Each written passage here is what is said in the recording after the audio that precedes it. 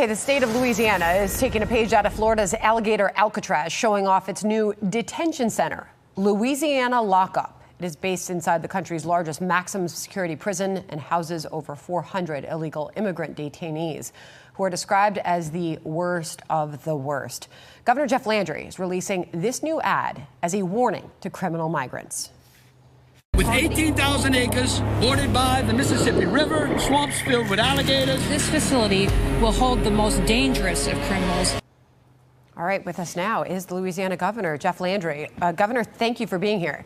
Tell us more about this facility and how you are able to detain these migrant criminals, lock them up, and keep them off the streets.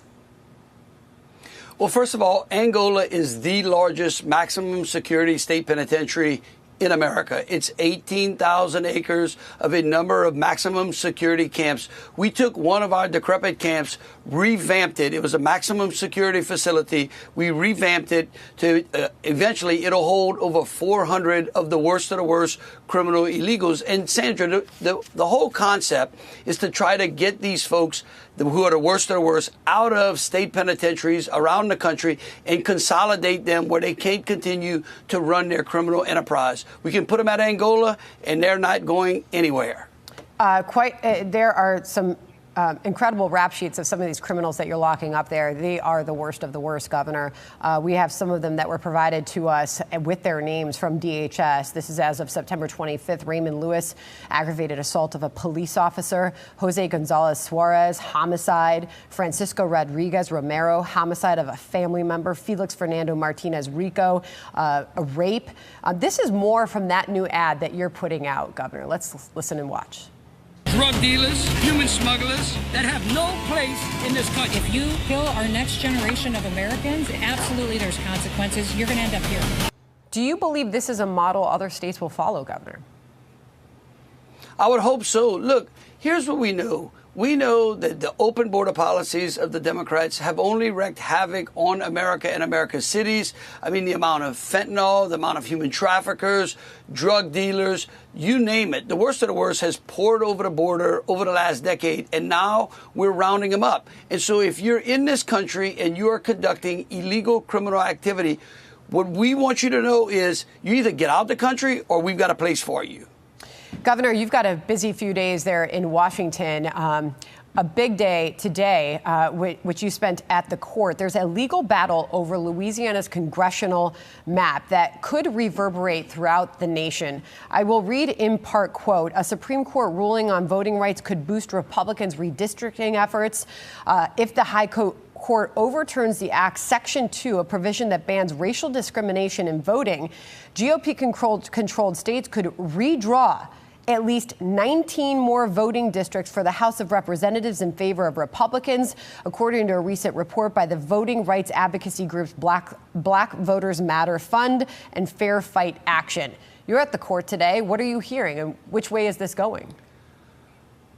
Look, I will tell you, I spent 2.5 hours in the Supreme Court room today where the justices spent those 2.5 hours peppering all of the lawyers.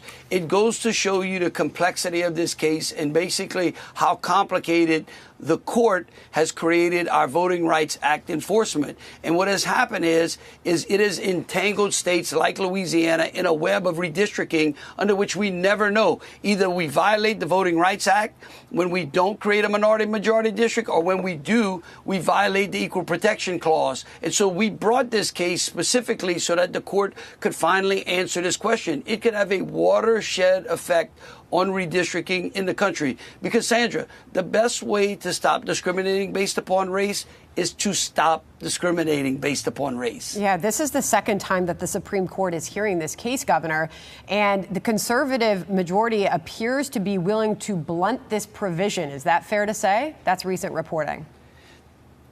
That is fair. Look, what you have seen in the dissents over these cases, and most of these cases have been 5-4 decisions, because the court is consistently, the conservatives are recognizing the constant entangled web that the court is getting in. States continuously have to go out there, up to the Supreme Court. They have to untangle the web of cases and precedent that the court has already put in place, only to go back down and then back up. We've spent over $40 million since 2012 on redistricting cases. That's $40 million that can't go to our schools, our roads, and help our citizens. I just want to finish by reading off part of what we heard from Justice Brett Kavanaugh in this case. The court's cases, he says, in a variety of contexts have said that race-based remedies are permissible for a period of time, sometimes for a long period of time, decades in some cases, but that they should not be indefinite and should have an endpoint, said Brett Kavanaugh. Really interesting. We'll be watching all of that. And by the way, busy weekend as well, and we'll see you for the LSU national baseball team on Monday at the White House as well, right? That's right. LSU's coming to the White House on Monday. All right. Go Tigers, Governor. Good to see you. Thank you so much for being here. Thank you. All right. Big follow-up here. Only days after the big peace deal, President Trump got it done on Monday. Hamas is now attempting to reassert its authority in the Gaza Strip. Videos circulating online show Hamas publicly executing people in Gaza City. This is President Trump says that Hamas is not fulfilling its obligations, posting on Truth yesterday. A big burden has been lifted, but the job is not done. The dead have not been returned as promised. Phase 2 begins right now, end quote. Hugh Hewitt's here, and Hugh, good morning to you. Good morning. I want to read a quote from an Israeli, a freed hostage here, okay? This is what he says. He says, one of the guards was a first-grade teacher. Another was a lecturer at a university. Another was a doctor. These are normal people becoming terrorists. Mm-hmm. How do you digest that, Hugh? Well, it takes a while. We know that Hamas, and good morning, Dana and Bill. We know that Hamas is just the uniform version. There are many people who are complicit with their terrorist activities. Many thousands of people crossed into Israel, invaded Israel on 10/7 of 23, in addition to the clothed Hamas terrorists. So there are a lot of people who are complicit, but there are a lot of innocents as well. What Hamas has been doing over the last 24 to 36 hours is executing people, up to 36 people. We're not really sure how many people are still left in Hamas, and we know that there are opposition groups that are armed. And I think back to the Lebanese civil war that lasted from 1975 to 1990. Can't have that replay. So Israel is sitting there saying, we want the bodies of our people. There are at least 21 left. We want those accounted for, or they're going to go up the ladder of escalation. Mm-hmm. That begins with not sending in as much aid as they promised, and it could go up to returning to their forward lines and combat. And that leads us to this from President Trump, who was asked about what will happen if Hamas does not disarm. Watch. Gaza, how long will it take Hamas to disarm, and can you guarantee that is going to happen? Well, they're going to disarm, and because they said they were going to disarm. And if they don't disarm, we will disarm them. We have told them we want to disarm, and they will disarm. And if they don't disarm, we will disarm them. And it'll happen quickly and perhaps violently. But they will disarm. Okay, so obviously he's talking tough, and also here's the thing. They all know he means it. I think when he said the we, my take was that it was the royal we, and meaning Israel and the United States. Some people are running with it, saying, oh, the president is saying he's going to put boots on the ground in Gaza. I didn't take it that way. How did you? I agree with you, Dana. The royal we might include some troops from our Arab allies and the Gulf state allies. It might include even some PA people, though Israel doesn't want that. But what the president is saying, don't double cross me. You don't want to double cross Donald Trump. You made a deal, deliver on the deal, or he's going to again back off objecting to Israeli tactics. As we saw him, he refused to object to the invasion of Gaza City. He didn't pull I've looked at the maps that Vice President Harris said, and you can't do this. Do whatever you want if they don't live up to the deal. And so Hamas has got a very short clock on which to comply. We have 200 U.S. troops there. I'm waiting to hear when the other troops are going to arrive and from which countries. I mean, we got to get that thing going right now, especially with the president saying phase 2 is underway. One of the reports earlier today out of Israel is that one of the remains in a coffin that was returned to Israel was not a hostage, was not an Israeli.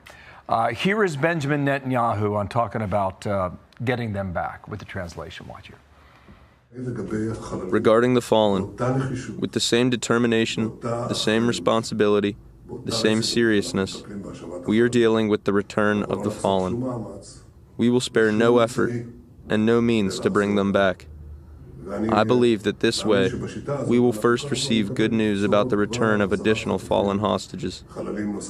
I hope in the coming hours, but we are determined to bring back everyone.